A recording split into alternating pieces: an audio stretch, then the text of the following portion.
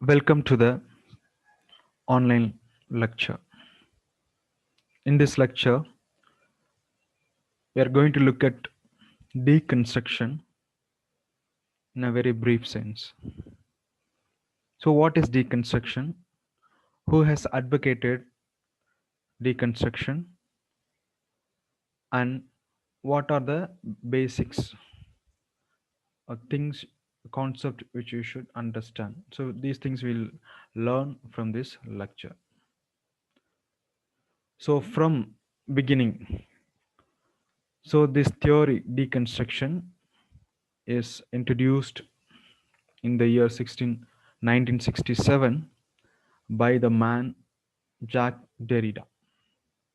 He was a French theorist, philosopher, writer.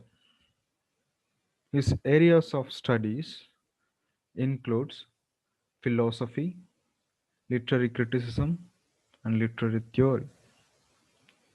Studied philosophy in a very prestigious school in Paris.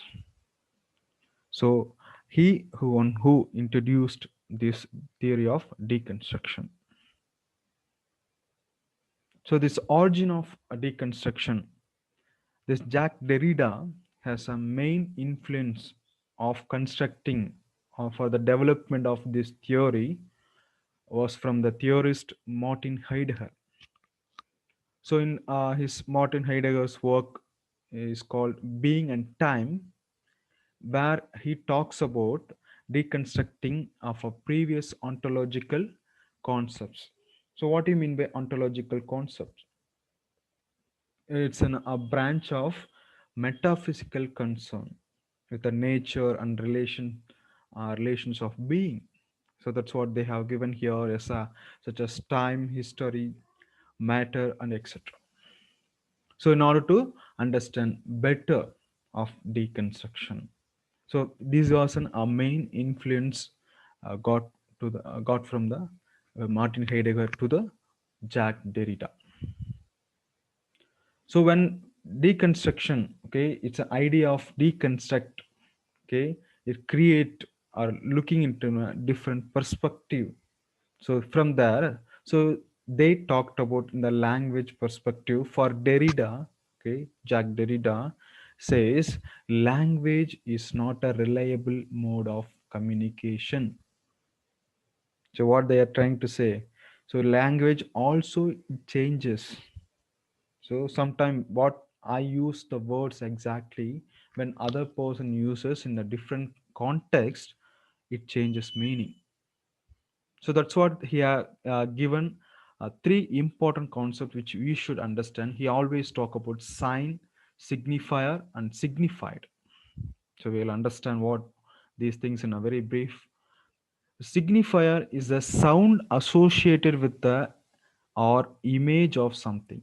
If I say table, the sound a table, but you will create some image in your mind, that's a tree. But the signified is is the idea or the concept of the thing. Example, the idea of a tree, how it will look like, where it is, okay, what have made that a tree to be tree. The idea, the concept of tree will come here. Then the third one, okay, the sign is an object that combines both things, okay, like the signifier and signified, the sound associated or the image of something and the concept of something, so which creates a meaningful unit.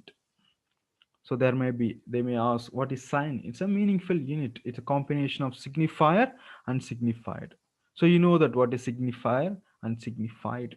Signified is a concept, signifier is an image, right?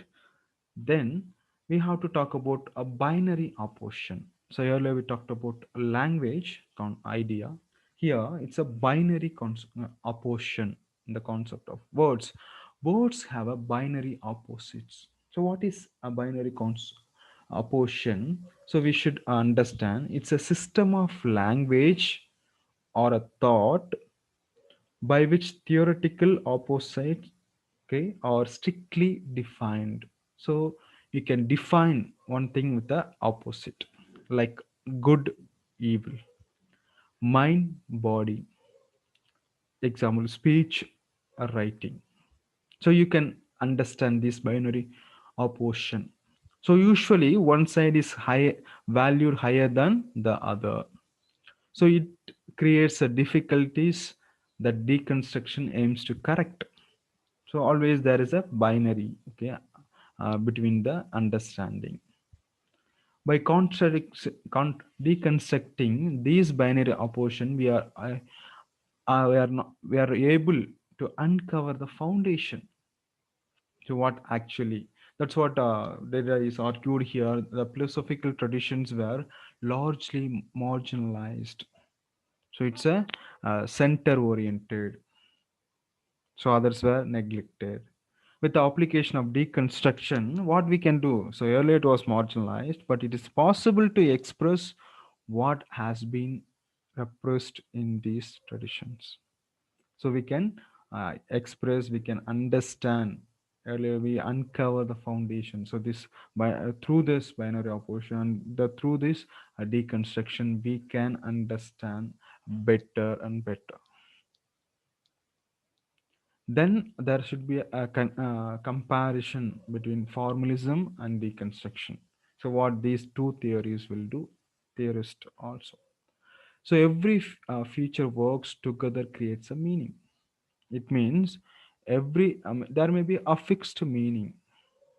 Okay? Every feature works. So each and every work has a meaning. You see here in the deconstruction, on the other hand, finds a ways that the feature of literary work contradict each other. So earlier there is a fixed one person, and one meaning can be attained or gained, but in deconstruction there cannot be a single meaning. It contradicts. It makes okay. There is a discussions in each other's opinion.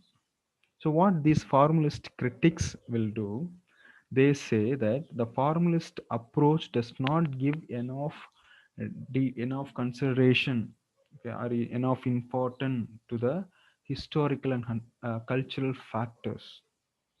So it needs, they are looking for the historical and cultural aspects in their works. But what happened in the deconstruction? So deconstructionists will ignore the historical factors. They don't go for the historical factors. They look as it is, as new historicism. They do look at the text and they will understand the uh, factors. Okay, they don't like the historical factors. But earlier they were needed. They want it, okay, to include the historical and cultural factors in formalism, but here in deconstruction they avoid these things, and this may leads to nihilism or relativism.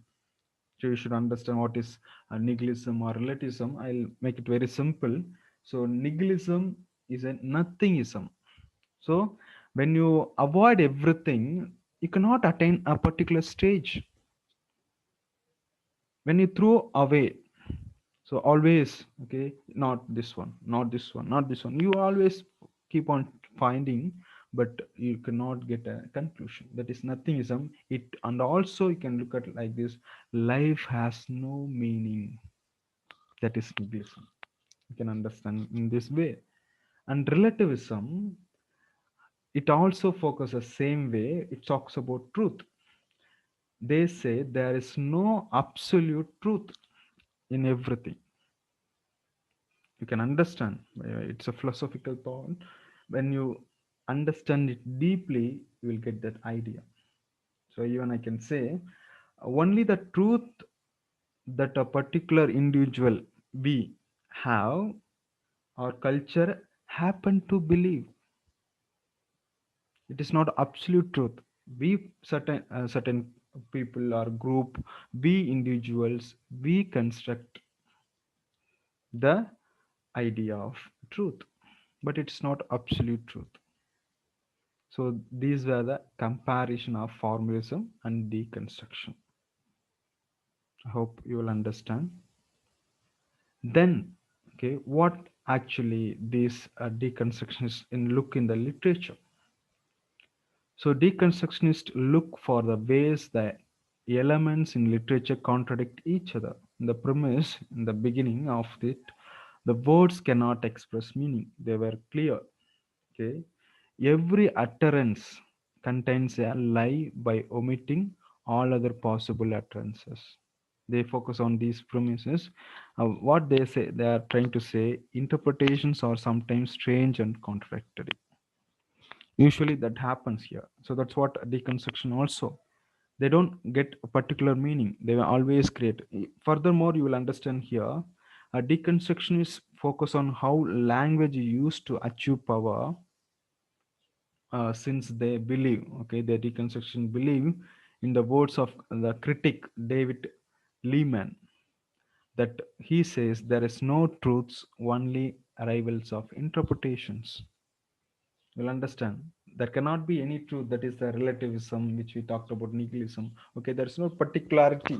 Even the deconstructionists will say, if I for example, if I explain this is a deconstructionist theory or a definition, particularly I'm not a deconstructionist, because I cannot define anything particularly or fixed or absolute.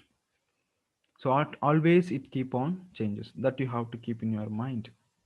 So what these people, okay, will do in a literary analysis, the deconstructionist, they used, okay, as a tool in narrative analysis. They focus on narrative analysis in the deconstruction, and they start with a very careful reading of and looks at the inconsistency and contradiction in the text.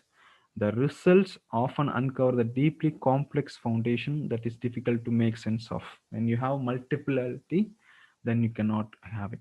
There is no, there is one many criticism of deconstruction is that it is nihilistic and unprotective because it leads to the uncertainty. That's what we are talking about.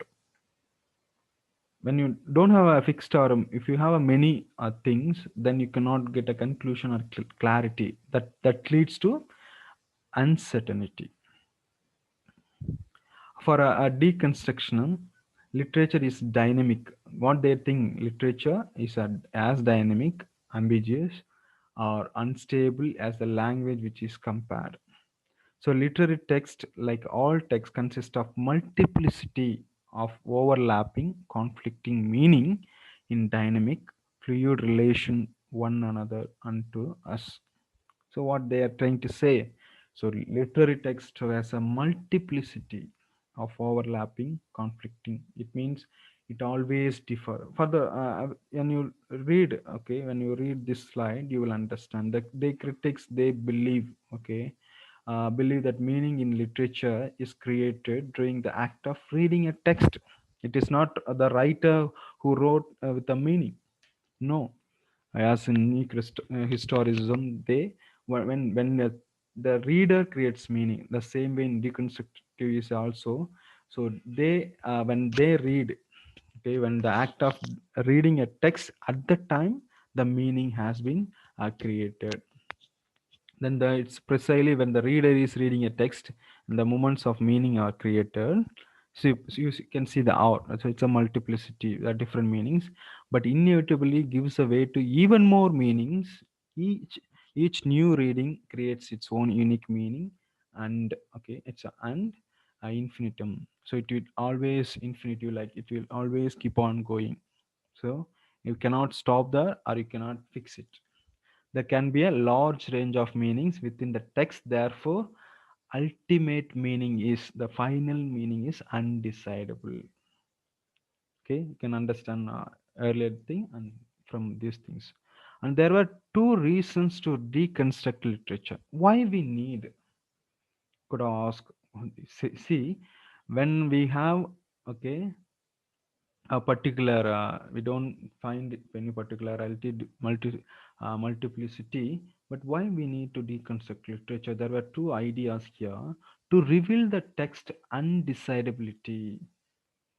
So we should not fix it. If we can, earlier we have a concept of this uh, comparing, okay, comparing text, the best in the when a work is produced, they will compare with the best work, and they will understand the meaning, or understand the both of it, but it should not be. Okay. Then to reveal the complex operations of ideology, which is text is constructed. So text is not alone.